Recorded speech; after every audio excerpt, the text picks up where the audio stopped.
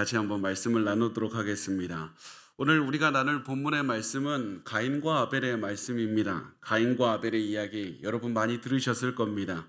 특히 형제 사이에서 일어나는 그런 질투 또 살인의 이야기로 여러분 많이 알고 계실 겁니다.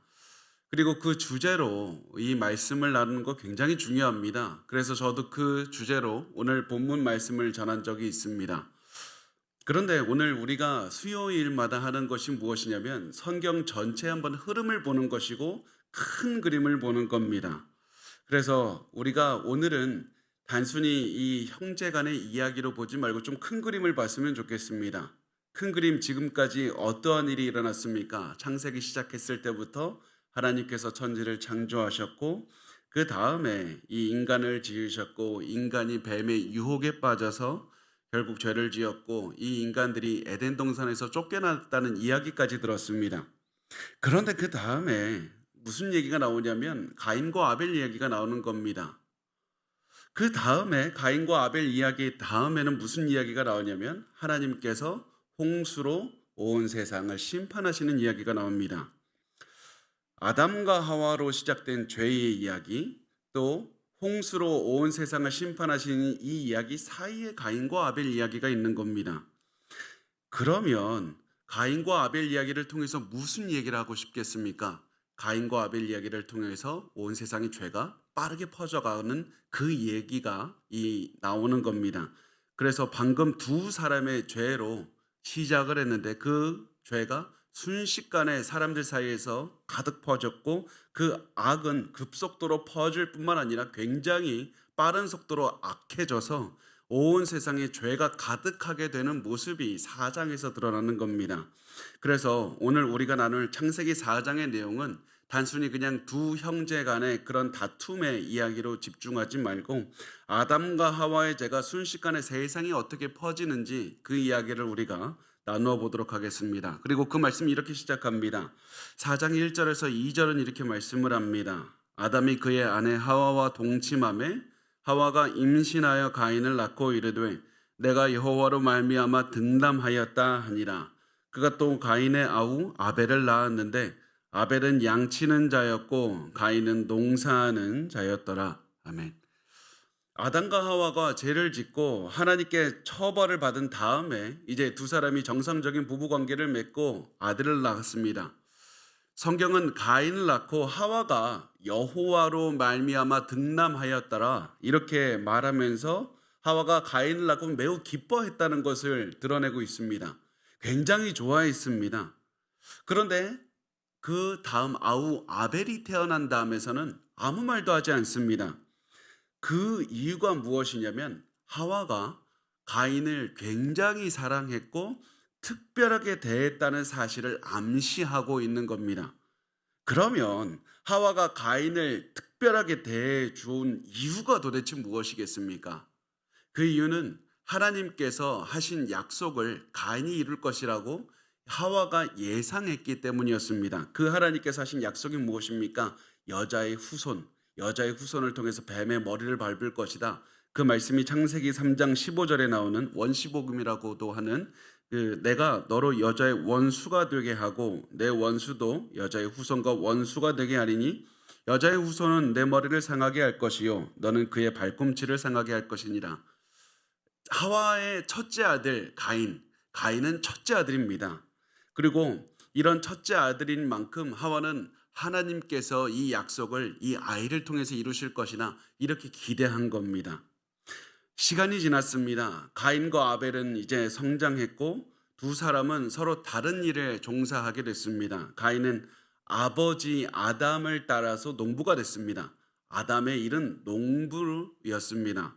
그리고 아벨은 새로운 직업, 아버지의 직업을 갖지 못하고 새로운 직업을 선택해서 양치는 사람, 목축업을 했습니다. 자, 여기서 우리가 한번 봐야 됩니다. 가인이 아버지의 직업을 물려받았고 아벨은 아버지의 직업을 물려받지 못하고 양을 쳤다. 이것이 우리에게 무엇을 말합니까? 그것은 가인이 장자의 지위를 누렸다는 것을 보여주고 있는 겁니다. 장자의 지위, 첫째 아들. 고대 근동에서 첫째 아들 장자는 굉장히 특별한 사람이었습니다. 장자는 다른 자녀들보다 더 많은 재산도 물려받았고 아버지에게 특별한 축복도 받은 영적인 리더였습니다. 그래서 이 때로는 이 장자가 다른 자녀들보다 더 많은 재산을 받기도 했지만 때로는 모든 재산을 물려받기도 했습니다.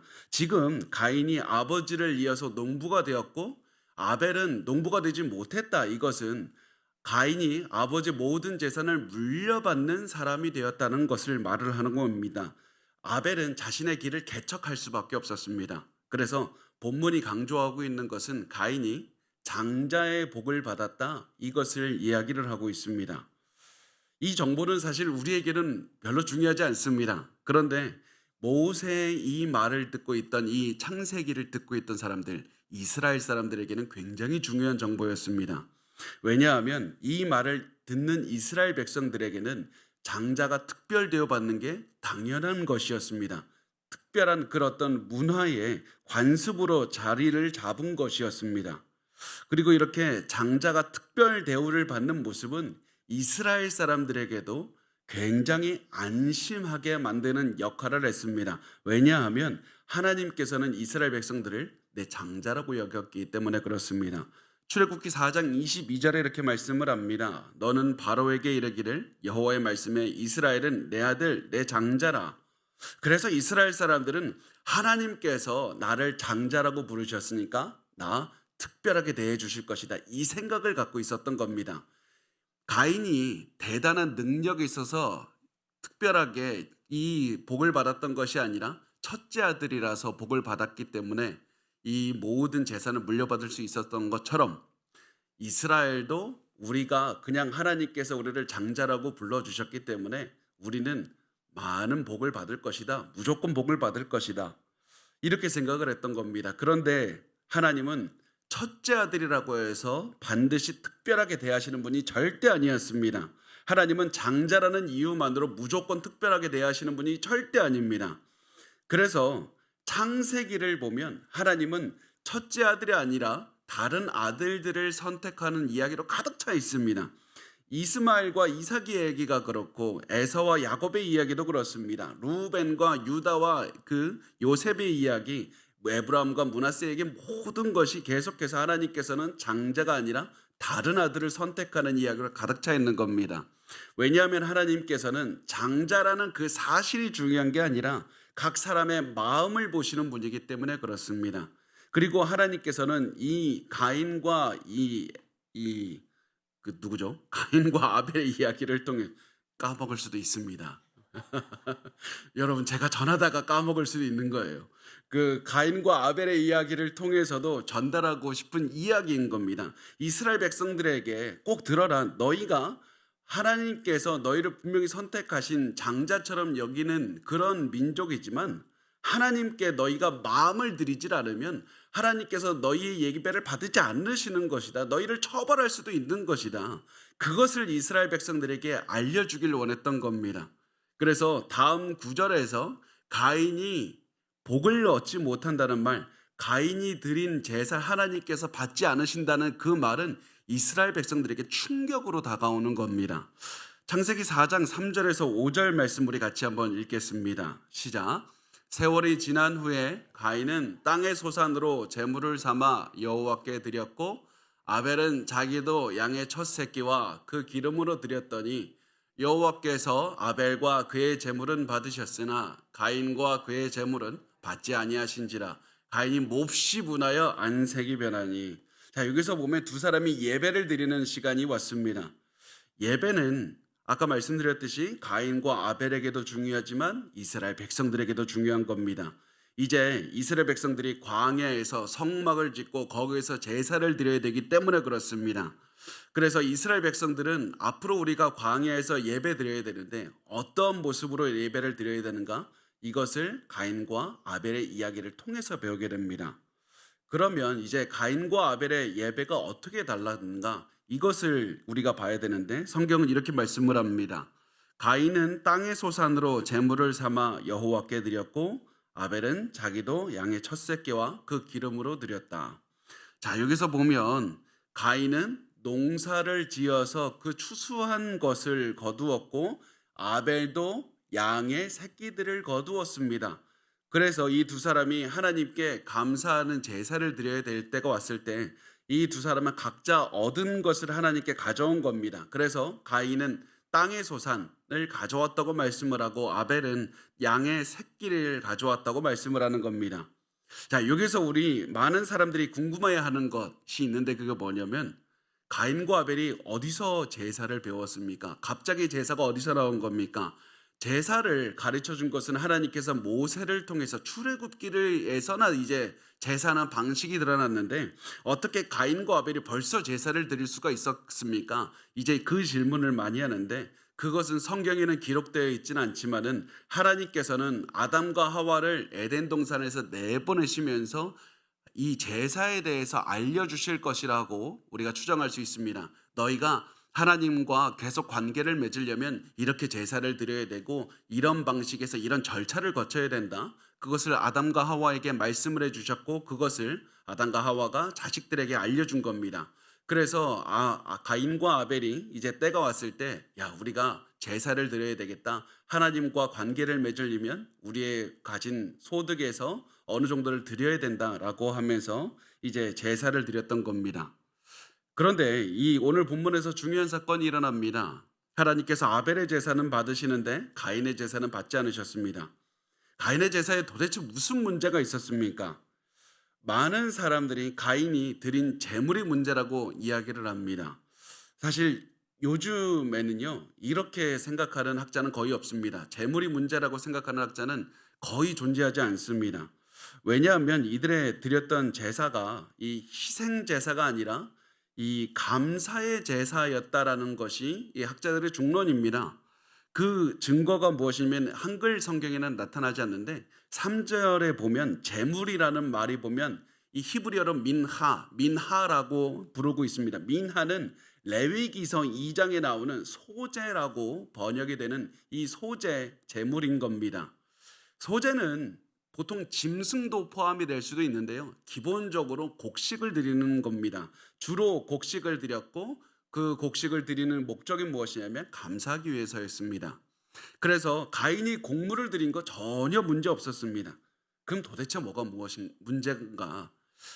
바로 예배자의 마음과 그 태도가 문제였던 겁니다. 그래서 성경은 일부러 가인이 뭐 잘못했고 아벨이 뭘 잘했다 이렇게 지목해서 말하지 않고 일부러 가인의 자세와 아벨의 자세를 굉장히 자세하게 그리고 있는 겁니다. 창세기 4장 3절에서 4절을 보면 이렇게 말씀을 합니다. 세월이 지난 후에 가인은 땅의 소산으로 제물을 삼아 여호와께 드렸고 아벨은 자기도 양의 첫 새끼와 그 기름으로 드렸더니 여호와께서 아벨과 그의 제물은 받으셨으나, 자, 여기서 보면 가인은 땅의 소산으로 제물을 드렸다고 간단하게 말합니다. 그런데 아벨은 양의 첫 새끼와 그 기름으로 드렸다고 굉장히 구체적으로 자세하게 말을 합니다. 이 말씀을 통해서 전달하는 것이 무엇이냐면 가인은 건성으로 예배드렸다. 건성으로 그냥 대충 준비하고 좋은 거 자기가 그냥 갖고 있었고 하나님께 그냥 예배 드려야 되니까 그냥 드렸다. 그런데 아벨은 최선을 다해서 예배를 드렸다. 이 얘기를 하고 싶은 겁니다. 아벨은 하나님께 제사를 드리기 위해서 미리 양들을 선별해서 제일 좋은 것을 준비했고 그 양에서도 최고의 부위를 선별해서 하나님께 자신의 가진 최고의 것을 드렸다. 그래서 성경은 아벨과 그의 제물을 받으셨다고 말씀합니다. 아벨의 제물을 받았다고 말씀하지 않고 아벨과 그의 제물을 받으셨으나 가인과 그의 제물은 받지 않으셨다. 결국 제물이 중요한 것이 아니라 그 제물을 바친 사람이 문제라는 겁니다. 그래서 성경은 이 부분을 통해서 예배자에게 가장 중요한 것이 무엇이냐? 순수한 마음, 하나님께 헌신된 마음이 가장 중요한 것이라고 말씀을 합니다. 하나님께 가인처럼 형식적인 예배 드리는 것, 그냥 마지못해 예배 드리는 것, 그거 하나님께서 굉장히 싫어하신다. 그거 큰 죄다라고 말씀을 하시고 있습니다. 하나님께서 가장 기뻐하시는 것은 단순히 돈을 너가 부자라서 많이 들고 오고 가난한 자라서 조금 들고 그게 중요한 것이 아니라 준비된 마음으로 하나님께 너의 전부의 마음을 헌신해서 드렸는가, 그것을 보신다는 겁니다. 그래서 이스라엘 백성들도 이 얘기를 들을 때 너희는 너희 마음에서 우러나오는 예배를 드려야 된다. 그래야 하나님이 받아주시는 것이지 너희가 이스라엘 백성이라는 그 사실만으로 너희의 예배를 받으시는 분이 아니다. 너희가 그것을 알아야 된다고 말씀을 하고, 그 사실은 오늘 예배를 드리는 우리에게도 중요한 겁니다. 우리가 수요일에 예배 드려야 된다는 그 마음으로 오늘 나온 거 정말 귀한 마음인 겁니다. 잘하시는 겁니다. 그렇지만 우리가 내가 힘들어서 그냥 와 있으니까 하나님께서 와 있는 것만으로 내가 딴 생각해도 하나님 그냥 내가 받아주시겠지? 그렇지 않습니다. 우리가 오늘 나온 거 정말 귀한 것이지만 이 예배에서도 집중해서 우리의 마음 전체를 들여서 하나님, 내가 이 말씀을 듣고 말씀대로 살아가겠습니다, 결단하고 헌신하는 마음으로 드리셔야만 하나님께서 이 예배를 받으신다는 사실입니다. 그렇다면 우리가 여기서 한 가지 분명히 알고 넘어가야 될 것이 있는데, 가인은 그렇다면 왜 건성으로 예배를 드렸을까요?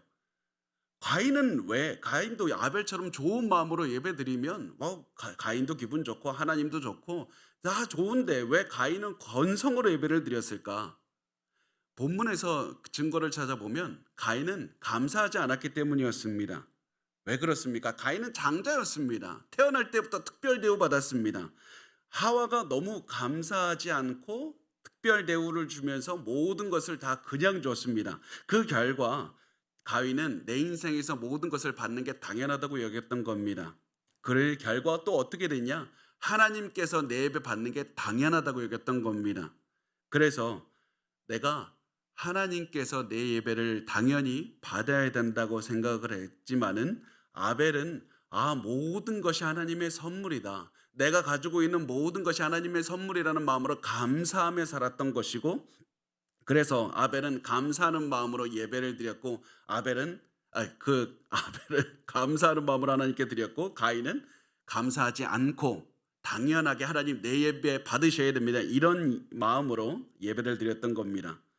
그래서 가인은 하나님께서 자신의 예배를 받지 않으셨을 때 분노했던 겁니다.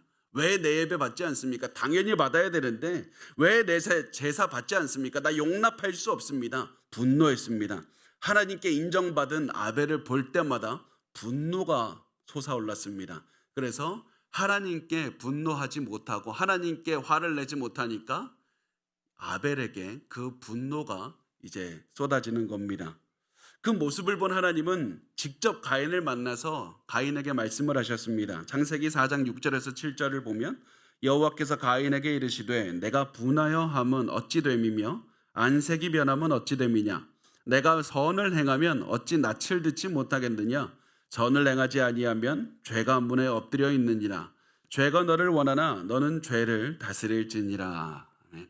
아담과 하와가 이 에덴 동산에서 쫓겨났습니다. 그거 분명합니다. 그런데 이 학자들은 생각합니다. 이제 쫓겨난 다음에서도 에덴 동산 근처에 산 겁니다. 그래서 여전히 하나님과는 만날 수가 있었던 겁니다. 이번에도 하나님은 가인을 만나서 말씀을 해주셨습니다. 너가 분하여 하면 어찌 됨이냐? 다시 말해서 너 왜 화나니? 왜 화가 났느냐? 하나님께서 너 왜 화났냐고 물어보신 이유는 이유가 궁금하니까 좀 말해달라고, 이런 이유가 아닙니다. 회개할 기회를 주시는 겁니다. 너 지금 그 분노하는 거 잘못된 것이니까 회개해라. 그리고선 말씀하십니다. 죄가 문에 엎드려 있다. 이때 이미지가 무엇이냐면, 고대 근동에서는 이 귀신이나 짐승이, 특히 귀신이 숨어 있다가 사람을 급습하기도 했다고 믿었습니다. 그래서 이 하나님께서 사용하시는 이미지가 무엇이냐면, 짐승같이, 이 귀신같이 죄가 집 앞에서 웅크려서 숨어 있다가 사람이 나오면 갑자기 급습해서 덮쳐서 사람을 망가뜨리는 것처럼, 너 지금 죄가 숨어 있다, 너 지금 아무런 조치도 취하지 않는다면 죄가 너를 다스릴 것이다. 그렇지만 너가 하나님의 말씀을 따르기로 선택한다면 너 이 죄를 다스릴 수가 있다. 그러므로 너 지금 그 하나님의 말씀을 따라야 된다. 이 말씀을 통해서 하나님께서 정말 가인에게 하시고 싶었던 말씀이 무엇이냐면, 장자라고 해서 너 내가 무조건 받아주는 거 아니야. 외모를 보시는 분이 아니다. 하나님은 너의 마음을 보신다. 그러니까 너 지금 죄를 선택하지 말고 하나님을 따르는 선택을 해서 하나님을 따라야 된다. 그래야 하나님께서 너를 받아주시는 것이다. 이것을 전달했던 겁니다. 그리고 이 말을 들은 가인은 동생 아벨을 죽이는 선택을 합니다. 8절 말씀에 이렇게 써 있습니다. 가인이 그의 아우 아벨에게 말하고 그들이 들에 있을 때 가인이 그의 아부 아벨을 쳐 죽이니라. 가인이 하나님의 말씀을 듣고도 분노가 가시질 않아서 어느 정도 고민을 합니다. 계획을 세웠습니다. 그리고 동생을 들로 불러냈습니다. 왜 동생을 들로 불러냈겠습니까? 들에는 사람이 없기 때문에 그렇습니다. 아무리 아벨이 도와달라고 소리쳐도 아무도 도와줄 사람이 없기 때문에 그렇습니다. 그래서 가인은 아벨을 불러내서 살인하고 땅에 묻었습니다. 이 부분에서 우리가 모세가 어떤 것을 기록했는지 보는 것도 중요한데 어떤 것을 기록하지 않았는지 보는 것도 중요합니다. 모세가 일반적인 상황이었으면 기록했을 건데 기록되지 않은 것이 있습니다. 그게 뭐냐면 가인의 느낌입니다. 가인이 살인을 저지르기 전에 어떠한 분노를 느꼈는지 기록하지 않습니다. 가인이 살인을 한 다음에 어떤 죄책감을 느꼈는지도 기록하지 않습니다. 왜냐하면 살인하고 있는 가인에게는 차가운 분노만, 차가운 살의 죽이고 싶은 그런 마음, 죄만 가득했기 때문에 그렇습니다. 그리고 이것이 더욱더 놀라운 사실이 무엇이냐면 아담과 하와가 죄를 저지른 바로 그 다음 때에서 이렇게 엄청난 죄의 모습이 드러났다는 것이 중요한 겁니다. 사람이 급속도로 죄의 타락의 모습을 보여주고 있습니다. 아담과 하와가 선과 악을 알게 하는 나무의 열매를 먹은 이유는 내가 도덕적으로 하나님으로부터 독립하기 원합니다. 내가 하나님처럼 높아져서 하나님과 상관없이 선과 악을 내가 결정할 겁니다. 그렇게 살면 내가 아무런 문제도 없을 것이고 세상은 내가 바라는 대로 아주 유토피아가 될 겁니다. 그런데 아담과 하와가 선과 악을 알게 하는 열매를 먹어서 선과 악을 내가 결정하게 된 순간 어떤 결과가 옵니까? 문제는 더 심각해지는 겁니다. 아무것도 고쳐지지 않고 오히려 하나님으로부터 멀어지고 죄 때문에 부부관계도 갈라지고 모든 것이 망가지는 그런 상황에 이르게 됐습니다. 그 다음에 아담과 하와가 죄를 지은 바로 다음 세대 가인 세대에 이르러서는 훨씬 더 죄가 커지게 되는 겁니다. 가족끼리 살인을 합니다. 게다가 동생을 죽인 다음에서도 가인은 내가 잘못했다고 말한 적이 없습니다. 오히려 내가 그렇게 한 데는 다 이유가 있는 것 아닙니까? 내가 불쌍하지 않습니까? 이것을 통해서 4장에서 강조하고 있는 것은 죄를 지은 인간이 급속도로 타락해가고 그 타락해가는 인간들이 세상을 가득 채우고 있다는 것을 4장에서 강조하고 있는 겁니다. 자, 여기서 우리가 시각을 조금 더 넓혀봤으면 좋겠습니다. 우리 지금 큰 그림을 보고 있으니까 세상에는 수많은 살인 사건이 일어났습니다. 그런데 왜 하필 가인과 아벨의 살인 사건을 기록하셨을까? 그것을 한번 생각을 해보기를 원합니다. 왜 하필 왜 이 살인 사건에 집중해서 하나님이 기록을 하셨을까? 그 이유는 이것이 성경 전체에서 굉장히 중요하기 때문에 그렇습니다. 이것이 바로 여자의 후손과 뱀의 후손 사이에 다툼이 일어난 사건이기 때문에 그렇습니다. 에덴 동산에서 뱀이 여자를 유혹해서 죄를 짓게 했을 때 하나님이 이렇게 약속하셨습니다. 창세기 3장 15절 다시 보면 내가 너로 여자와 원수가 되게 하고 내 후손도 여자의 후손과 원수가 되게 하리니 여자의 후손은 내 머리를 상하게 할 것이요 너는 그의 발꿈치를 상하게 할 것이니라. 하나님께서는 뭐라고 말씀을 하셨냐면 여자의 후손이 와서 뱀을 머리를 밟을 것이다, 사탄의 머리를 밟을 것이다 약속하신 겁니다. 이 이야기를 하와가 들었습니다. 희망을 가졌습니다. 동시에 이 얘기는 뱀도 들었습니다. 사탄도 들었습니다. 그래서 사탄은 이때부터 계획을 세우기 시작합니다. 내가 죽지 않기 위해서는 여자의 후손을 죽여야 된다. 여자의 그 약속된 후손이 태어나지 않도록 반드시 만들어야 된다. 그래서 창세기 3장 15절 이후로부터 성경은 계속해서 뱀이 여자의 후손을 죽이려는 그런 계획으로 가득 차 있는 겁니다. 이것이 성경 전체, 구약 성경 전체에서 흐르는 내용입니다. 그리고 예수님 태어나셨을 때 헤롯 대왕을 통해서도 이 여자의 후손을 죽이려고 했던 이야기가 계속되고 있습니다. 자, 그러면 여자의 후손과 뱀의 후손 사이의 다툼이라면 뱀의 후손이 도대체 누구입니까? 사탄이 애를 낳아야 됩니까? 그것이 아닙니다. 뱀의 후손에 대해서 예수님은 이렇게 말씀을 하십니다. 요한복음 8장 44절에 보면 너희는 너희 아비 마귀에게서 났으니 너희 아비가 마귀 뱀의 후손이라고 말합니다. 왜 그렇습니까? 너희 아비의 욕심대로 너희도 행하고자 하느니라. 그는 처음부터 살인한 자요 진리가 그 속에 없으므로 진리에 서지 못하고 거짓을 말할 때마다 제 것으로 말하나니 이는 그가 거짓말쟁이요 거짓의 아비가 되었습니다. 다시 말해서 뱀의 방향을 따라서 뱀의 영향을 받아 살면서 진리를 거부하고 거짓을 행하며 하나님의 뜻에 반대하는 자들이 바로 뱀의 후손이라는 겁니다. 그리고 지금 가인이 뱀의 후손이 되었습니다. 뱀은 하나님을 사랑하는 아벨을 죽인 다음에 이렇게 생각했을 겁니다. 아벨을 죽여서 아벨을 통해서 약속된 씨가 나오지 않게 내가 했다. 내가 성공했다. 어떻게 해서든지 자손을 이 여자의 후손을 죽였어야 되는데 내가 다 죽였다. 끝이 났다. 이렇게 해서 뱀이 승리한 것 같은 그런 이야기가 지금 이루어지고 있는 겁니다.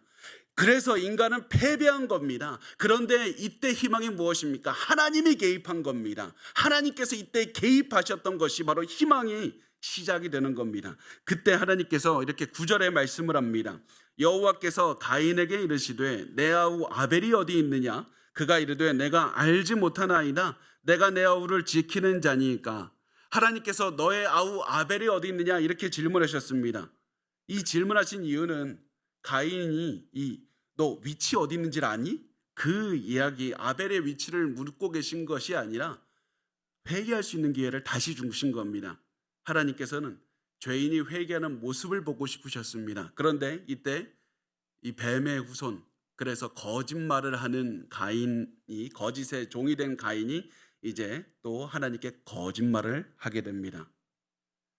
하나님께서는 계속해서 동일하게 아담과 하와에게서부터 지금까지 동일하게 접근하셨습니다. 아담과 하와가 죄를 짓고 숨어 있을 때도 너희 어디 있느냐라고 하면서 회개할 기회를 주셨습니다. 그런데도 그들은 회개하지 않았습니다. 그럼에도 불구하고 아담과 하와는 억지로라도 자신들의 잘못을 인정하고 우리 하나님 두려워서 숨었습니다. 그렇게 합니다. 그런데 그 다음 때 가인 때에 대해서는 하나님 나 동생 어디 있는지 모릅니다. 거짓말을 합니다. 하나님 계속해서 하나님에 대항하는, 계속해서 이 인간이 더욱더 타락해 가고 있다는 모습을 한 구절 한 구절을 통해서 이 창세기는 보여주고 있는 겁니다. 그 말을 듣고 하나님께서는 가인을 질책하셨습니다. 창세기 4장 10절에서 12절을 말씀합니다. 이르시되 내가 무엇을 하였느냐? 내 아우의 핏소리가 땅에서부터 내게 호소하느니라. 땅이 그 입을 벌려 내 손에서부터 내 아우의 피를 받았은즉 내가 땅에서 저주를 받으리니 내가 밭을 갈아도 땅이 다시는 그 효력을 내게 주지 아니할 것이요 너는 땅에서 피하며 유리하는 자가 되리라. 자, 여기서 가인이 회개할 기미를 보이지 않습니다. 그러자 하나님 말씀합니다. 너가 무엇을 하였느냐? 이 말은 다시 너 뭐 했어? 라고 물어보는 게 아니라 질책하는 겁니다. 너 어떻게 그런 짓을 할 수가 있느냐? 이렇게 말씀하시는 겁니다. 그러면서 가인이 저지른 죄를 땅이 고발하고 있다. 그렇게 말씀하신 다음에 하나님은 가인에게 벌을 주셨습니다. 내가 땅에서 저주를 받으리니 내가 밭을 갈아도 땅이 다시는 그 효력을 내게 주지 아니할 것이요 너는 땅에서 피하며 유리하는 자가 되리라. 자, 하나님께서는 너가 땅에서 저주를 받을 것이다 말씀하셨습니다. 앞으로는 너가 밭을 갈아도 수확을 얻을 수 없을 것이다. 이게 왜 중요합니까? 가인은 농부였습니다. 평생 농사 짓던 사람입니다. 아버지의 농업을 이어받았던 사람입니다. 그런데 하나님께서 너 농사 못 지을 것이다. 정착할 수 없을 것이다. 너 음식을 얻기 위해서는 수확하고 얻는 것이 아니라 평생 음식을 얻기 위해서 돌아다녀야 된다. 그래야지 너가 먹을 것을 얻을 수 있다고 말씀을 하셨습니다. 그러면서 평생 유리하는 자가 되리라 라고 말씀을 하시면서 너 이제 떠난다고 말씀을 하시는데 그 얘기가 중요한 이유는 단순히 그냥 돌아다녔다 이것이 아니라 가인이 이제는 하나님의 임재로부터 하나님과 만나지 못하고 평생 하나님으로부터 떨어지게 되었다는 것을 의미하고 있습니다. 아담과 하와는 하나님 에덴 동산에서 벗어났지만 여전히 하나님을 섬기며 하나님과 만나고 있습니다. 그런데 더 멀리 떨어지고 있습니다. 그래서 에덴 동산은 굉장히 좋은 땅이고 굉장히 초목이 무성한 땅이지만 에덴 동산 바로 옆을 벗어난 땅은 경작할 수 있는 땅이었습니다. 농사 짓고 수확을 얻을 수 있는 땅이었습니다. 그래서 아담과 하와는 여기서 농사 짓고 살았던 겁니다. 그런데 더 멀리 가면 어떤 땅이 나오냐면 광야가 나오고 사막이 나오고 아무리 농사를 짓고 싶어도 지을 수 없는 땅이 온 겁니다. 하나님께서는 그곳으로 가인을 보내셨다는 사실입니다. 그래서 하나님과 더 이상 교제 자체가 불가능하게 됐고, 그래서 하나님의 보호를 받지 못하는 상태가 되었다. 그것을 말씀을 하고 있습니다. 그런데 이 말씀을 들은 가인은 하나님, 제가 죄인입니다. 잘못했습니다. 이렇게 얘기를 했었어야 되는데 가인은 그 말을 받아들일 수가 없었습니다. 어떻게 내가 죄인이라는 말입니까?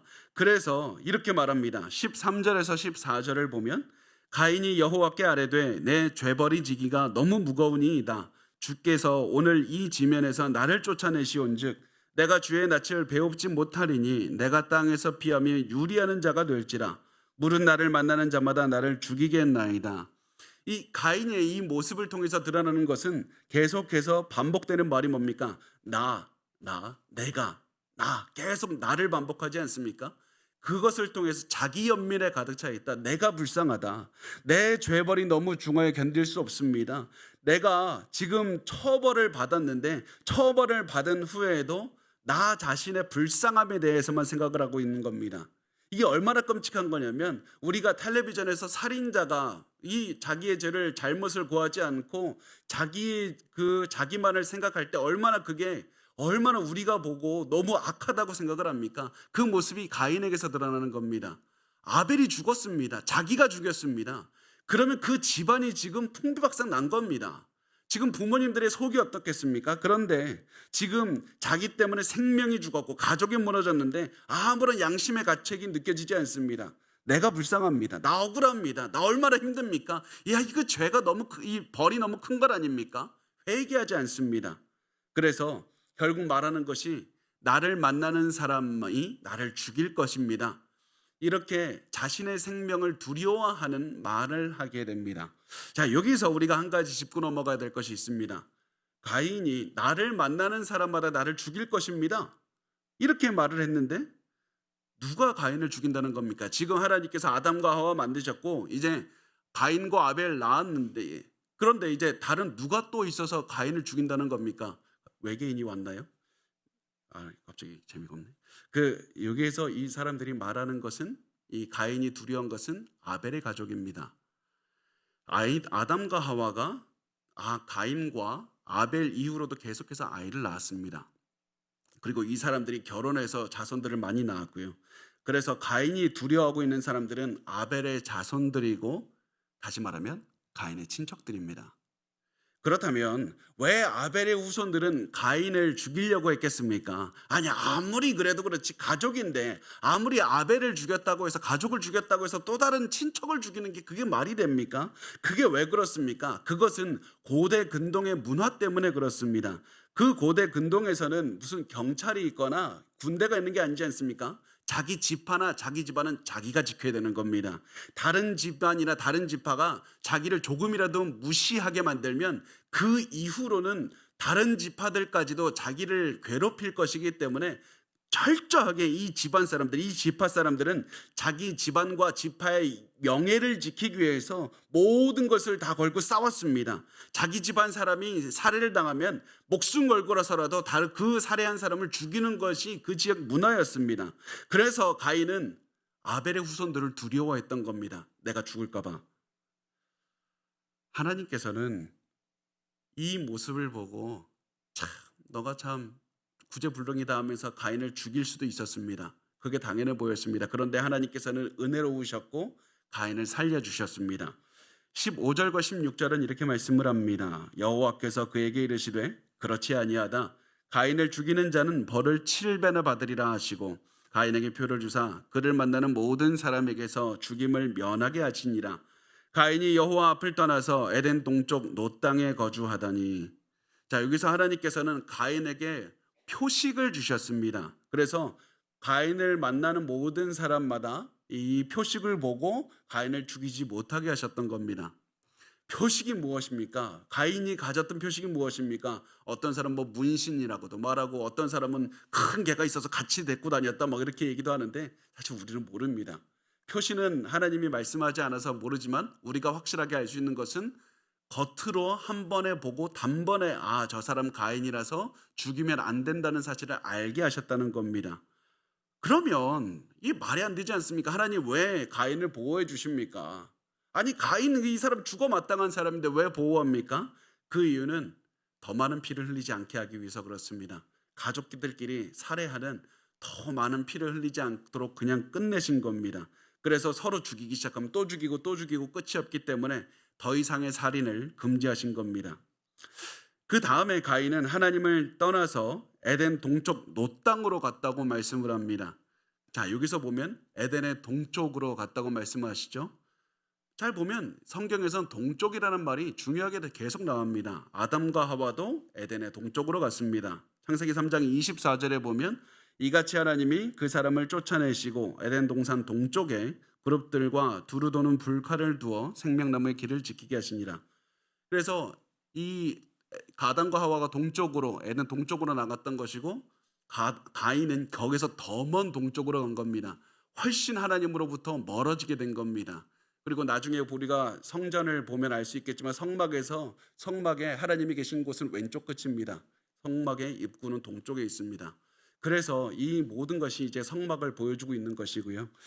그래서 이 말이 무슨 얘기를 하고 있느냐? 가인은 하나님의 보호와 도우심을 전혀 받지 못하는 저 멀리 가버렸다. 평생 하나님으로부터 떨어져서 평생 도망 다니면서 살 수밖에 없었다는 것을 말을 합니다.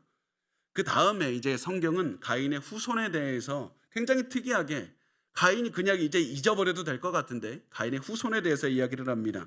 그리고 가인의 후손들의 특징이 무엇이냐면 세대가 지날수록 악해진다는 겁니다. 굉장히 악해집니다. 17절과 18절 말씀이 이렇게 써 있습니다. 아내와 동침함에 그가 임신하여 에녹을 낳은지라.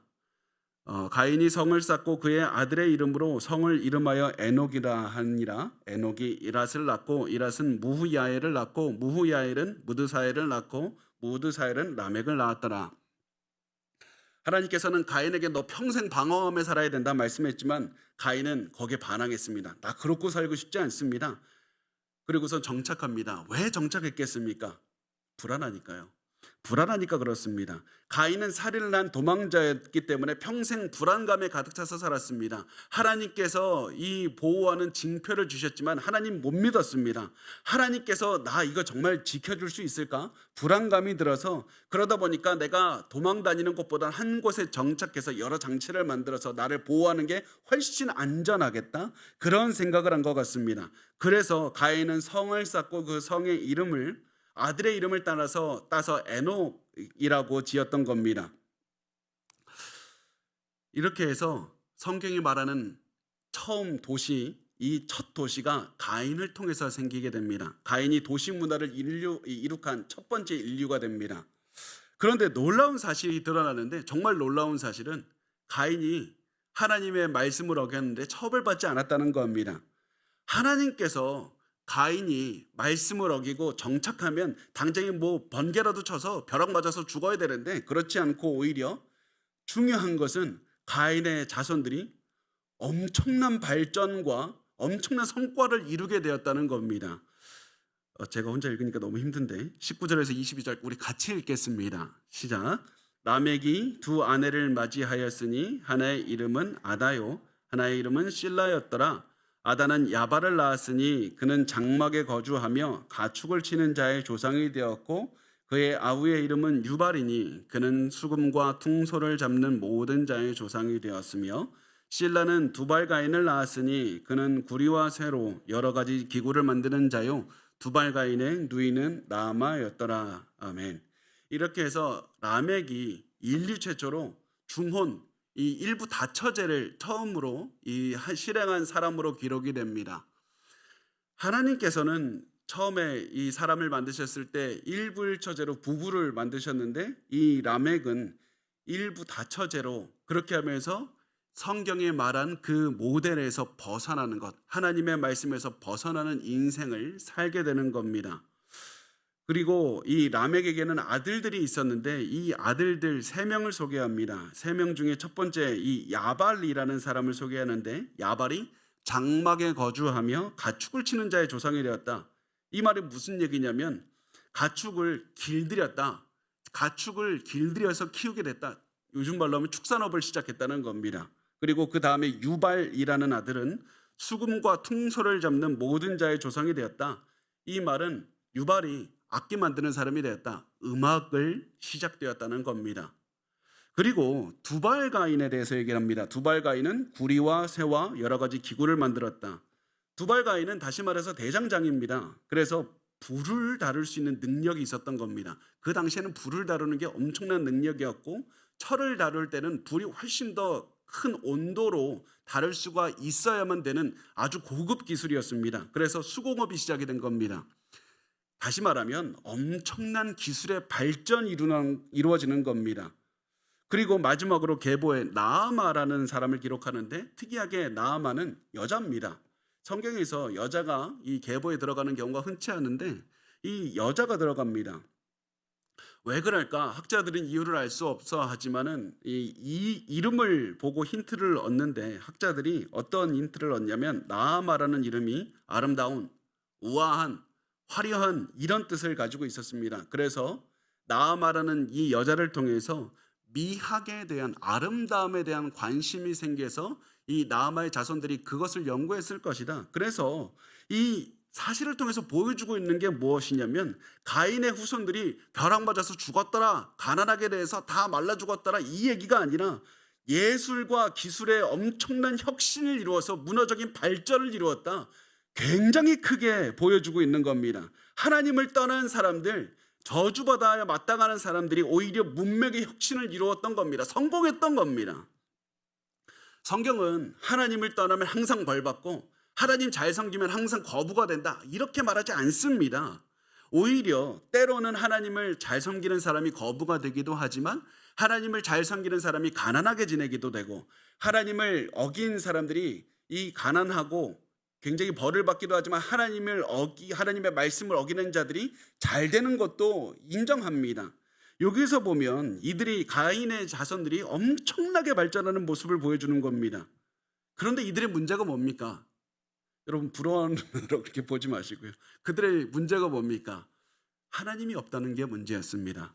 그들의 사회는 하나님이 없었기 때문에 문명의 발전, 기술의 발전하지만 사회는 계속해서 타락해가고 있었습니다. 이 말이 람에게 말을 통해서 드러나고 있습니다. 23절과 24절은 말씀합니다. 람에게 아내들에게 이르되 아다여 실라여 내 목소리를 들으라. 람에게 아내들이여 내 말을 들으라. 나의 상처로 말미암아 내가 사람을 죽였고 나의 상함으로 말미암아 소녀를 죽였도다. 가인을 위하여는 벌이 7배일진데 라멕을 위하여는 벌이 77배에 이르로다 하였더라. 이 라멕은 악의 절정을 보여줍니다. 굉장히 약한 사람을 보여줍니다. 라멕은 살인을 저질렀는데 자신이 그 살인했다는 사실을 자랑하는 겁니다. 나의 상처로 말미암아 내가 사람을 죽였고 나의 상함으로 말미암아 소원을 죽였더라. 그래서 람에게 전쟁을 했고 자신을 공격하는 상대방을 죽였는데 그 사실이 수치스럽지 않고 이제 전쟁을 해서 사람을 죽이는 게 자랑스러워졌다는 겁니다. 아담은 죄를 졌을 때 후회했습니다. 그 다음 세대 가인은 후회하지 않았습니다. 시간이 지나서 람액은 죄를 지은 사실을 자랑했습니다. 인류가 계속해서 타락하고 이 살인이 이제는 좋은 것이 된 그런 것이 되었다는 사실입니다. 그리고 라멕은 가인을 죽이면 그 벌이 7배이지만 라멕을 죽이면 그 벌이 77배라고 합니다. 하나님께서는 살인을 막기 위해서 7배, 이 가인을 죽이면 7배의 벌을 내리시겠다고 하셨는데 그런 하나님의 뜻을 철저하게 무시하는 라멕의 모습을 보여줍니다. 살인한 것이 영광스럽다, 이것을 자랑하고 있는 겁니다. 그래서 라멕의 시대에 이르렀을 때 문명의 발전과 더불어 인간들이 폭력적으로 변하고 있는 것을 보여주고 있습니다. 이렇게 해서 뱀의 후손이 이긴 것 같습니다. 뱀이 완벽하게 승리한 것 같습니다. 사회는 악해져만 가고 악한 자들이 성공하고 있는 것을 보면 뱀이 승리한 것 같습니다. 그런데 여기에서 끝이 아닙니다. 왜냐하면 하나님이 개입하셨기 때문에 그렇습니다. 하나님은 개입하셔서 또 하나의 생명을 주셨습니다. 아벨을 대체할 셋이라는 아이를 주신 겁니다.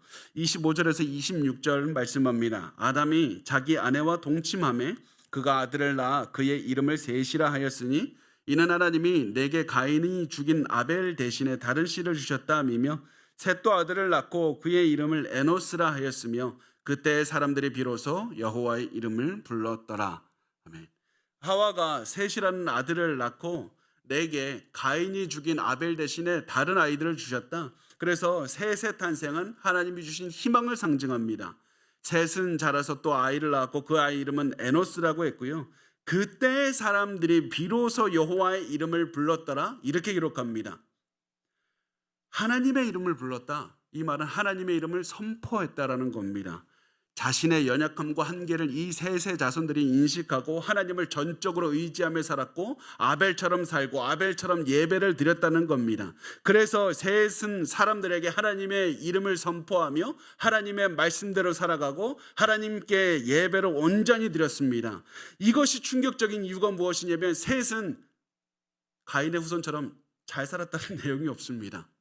이들은 아무런 내용이 없고 이들이 알려진 것은 하나님의 말씀대로 살아갔던 겁니다. 온 세상에 악한 자들이 부와 기술과 능력으로 예술로 유명해졌을 때에도 하나님의 사람들은 그것으로 명성을 얻은 것이 아니라 하나님을 따르는 인생으로 명성을 얻은 겁니다. 하나님의 온전히 예배드리는 모습으로 사람들에게 알려진 겁니다. 그것이 중요하다는 겁니다. 셋의 자손이 못 살았다는 것이 중요한 것이 아니라 하나님께서는 이 말씀을 통해서 세상의 모든 악한 자들이 잘 사는 것 같고 능력 있게 살아가는 것 같을지라도 너희는 거기에 중심을 두지 말고 하나님 바라보고 살아야 된다. 하나님을 바라봐야 된다. 그래서 이 세상에서 이 창세기 4장은 두 가지 계보로 끝나는 겁니다. 이 예술과 기술의 뛰어난 발전을 이루었지만 도덕적으로 타락하고 하나님을 무시하는 가인의 후손들이 하나가 있고 연약하고 부족하지만 하나님의 이름을 부르며 예배한 셋의 후손, 이 두 후손이 있는 겁니다. 그리고 하나님께서는 연약한 이 셋의 자손들을 통해서 하나님의 뜻을 이루셨습니다. 하나님은 위대한 사람, 이 장자들 이런 사람들이 아니라 연약하게 하나님을 의지하는 사람들을 통해서 일하시기 때문에 그렇습니다. 여러분 지금 무엇을 하고 계시고 무엇으로 알려져 있습니까? 우리 지금 세상에서 최선 다해서 분명히 노력해야 됩니다. 세상에서 유명해지는 것도 좋습니다. 돈 많아지는 것도 좋습니다. 좋은 학교 가고 공부 잘하는 것도 너무 중요합니다. 그것이 중요하지 않다는 것이 아니라 우리 인생에서 가장 중요한 것은 하나님을 향한 마음을 가지고 살아가고 하나님을 위해서 살아간다는 것입니다. 하나님께 예배드리는 마음으로 살아가야 됩니다. 셋의 자손의 그 마음으로 하나님을 선포하며 살아가는 것이 중요하다는 사실입니다. 이것이 하나님이 받으시는 사람의 모습입니다. 여러분 전심으로 우리가 예배하면서 살아가야 된다. 그것이 오늘 말씀을 통해서 이스라엘 백성들에게 전달되는 그 메시지이고 그것이 오늘 우리에게도 전달되는 메시지라는 사실을 꼭 기억하셨으면 좋겠습니다. 여러분 하나님은 우리의 마음 전부를 다해서 드리기를 원하십니다. 우리 오늘도 그 삶의 예배를 드리면서 우리의 삶 전체를 하나님께 드려서 하나님께서 인정하시고 세상 사람들도 여러분을 볼 때 저 사람은 예수 그리스도를 믿는 사람이다. 그것으로 여러분이 알려지기를 원하는 그런 삶을 사시기를 바랍니다. 자, 우리